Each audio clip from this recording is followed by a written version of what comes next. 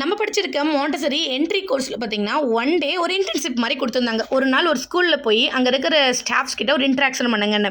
அதுக்காக நாம் போயிருந்தது தான் இந்த எம்இஸ் ஸ்பெஷல் ஸ்கூல். ஆக்சுவலாக இதை பற்றி நான் சொல்கிறதோட மேம் சொல்லுவாங்க, சூப்பராக இருக்கும், வாங்க கேட்கலாம்.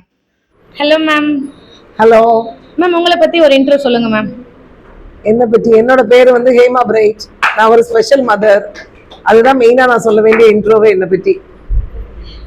வேற மேம், இப்போ இந்த ஸ்கூல் இவ்வளோ பெரிய ஸ்கூல்ல நீங்க இப்போ வந்து ஆர்கனைஸ் பண்ணிருக்கீங்க, எதனால இப்படி ஒரு ஸ்கூல்ல ஆரம்பிக்கணும் அப்படின்னு உங்களுக்கு தோணுச்சு? ஆக்சுவலாக நான் ஒரு சிறப்பு தாயின்றதை முதல்ல நான் சொல்லிட்டேன். எனக்கு ஒரு மாற்றுத்திறனாளி குழந்தை 23 வயசு நிறைஞ்ச ஒரு மாற்றுத்திறனாளி குழந்தை இருக்கா. அவளுக்காக ஸ்டார்ட் பண்ண ஸ்கூல் தான் இந்த எம்இ ஸ்பெஷல் ஸ்கூல். 2013 வருஷம் அதை ஸ்டார்ட் பண்ணி 12 வருஷமா சக்சஸ்ஃபுல்லா நடத்திட்டு இருக்கோம். அதுல இருந்து வளர்ந்து வர்ற குழந்தைங்களை அடுத்தது என்ன பண்ணலாம் அப்படின்னு யோசிக்கும் போது நவம்பர் 2022 பெரிய பசங்களுக்காக ஒரு ஸ்கூல் ஆரம்பிச்சோம். அதுதான் கமலம் ரீஹாபிலிட்டேஷன் சென்டர். அப்படிதான் இந்த 2 ஸ்கூலையும் அழகா இந்த பிள்ளைங்களோட நடத்திட்டு இருக்கோம். இது ரொம்ப ரொம்ப ரொம்ப ஒரு நல்ல விஷயம் மேம். ஏன்னா நார்மல் ஸ்கூல்ல நடத்துறதுங்கிறது எல்லாராலையும் முடியும். ஆனா இப்படி ஒரு ஸ்பெஷல் சில்ட்ரன்ஸ்க்காக ஒரு ஸ்பெஷல் ஸ்கூல் நடத்துறதுங்கிறது அது ஒரு சில பேர்த்தாலதான் முடியும். கடவுள் அவங்கள வந்துட்டு அதுக்காகவே படிச்சிருக்காருன்னு சொல்லலாம். நீங்க எப்படி இதை எக்ஸ்பீரியன்ஸ் பண்ணீங்க? இந்த பசங்க கூட இருக்கும்போது உங்களோட நேரங்கள் எப்படி இருக்கு? ஆக்சுவலா என்னுடைய தாயின் கர்ப்பத்துல நான் பிறந்ததுக்கு இதுதான் காரணம் அப்படிங்கிறத நான் கண்டுபிடிச்சேன். அது வரையில எனக்கு ரொம்ப கஷ்டமா வேண்டாம் வெறுப்பா தான் இருந்தது. ஏன்னா எல்லா குழந்தைங்களும் நீட்டா இருக்க மாட்டாங்க. ஒருத்தரும் மூக்கு வெடிச்சிட்டு ஜொல் ஊத்திட்டு அந்த மாதிரி எல்லாம் வரும்போது எனக்கும் பாக்குறதுக்கு ரொம்ப சங்கடமா தான் இருந்தது.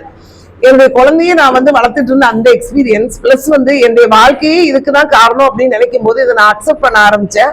அக்செப்ட் பண்ணும்போது இது எனக்கு ரொம்ப ரொம்ப ஹாப்பியா இருந்தது. எனக்கு பொண்ணுலயோ பொருள்லயோ மற்ற காரியங்களே கிடைக்கிற சந்தோஷத்தை விட இந்த பிள்ளைங்களுக்கு ஒரு சின்ன காரியத்தை செஞ்சா கூட எனக்கு கிடைக்கிற சந்தோஷம் பெருசு. அதனால தொடர்ந்து இதை செய்யணும்ன்றது என்னோட வாஞ்சை.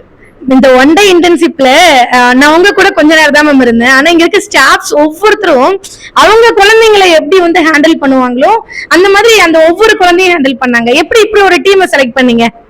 வர வர அவங்களே செலக்ட் ஆகி நாங்க பண்ற ஒவ்வொரு சர்வீஸையும் பார்த்து அவங்களே பழகிக்கிறாங்க. அதுதான் இங்க வந்தா அப்படி யாருமே எந்த ஒரு குழந்தையும் நாங்க ஒதுக்கியே வைக்க மாட்டோம். அது அதாவது நிறைய தடவை டாய்லெட் போற குழந்தையா இருந்தாலும் சரி, வாந்தி இருக்கிற குழந்தையா இருந்தாலும் சரி, எந்த குழந்தையா இருந்தாலும் நாங்க நீட் பண்ணி அவ்வளவு நல்லா நாங்க பாத்துக்கிறதுனால இங்க வர்றவங்களும் எல்லாமே அதே மாதிரி பழகிக்கிறாங்க. Okay okay ma'am. இப்போ வேற யாராவது உங்களுக்கு ஹெல்ப் பண்ணணும்னு நினைச்சா இந்த ட்ரஸ்ட்க்கு ஹெல்ப் பண்ண முடியுமா மேம்? கண்டிப்பா பண்ணலாம். என்ன ஹெல்ப் வேணாலும் நீங்க யோசிக்கிறீங்களோ எங்களை கான்டாக்ட் பண்ணீங்கன்னா அந்த டைம்ல என்ன தேவை இருக்கோ அதை வந்து எங்க கிட்ட கேட்டுட்டு நீங்க ஹெல்ப் பண்ணி கொடுங்க. ஹெல்ப் பண்ணி கொடுத்தா நாங்க உண்மையாவே இந்த குழந்தைகளுக்காக தான் எல்லாமே சந்தோஷமா நாங்க செய்வோம். Thank you ma'am. Thank you for the time ma'am.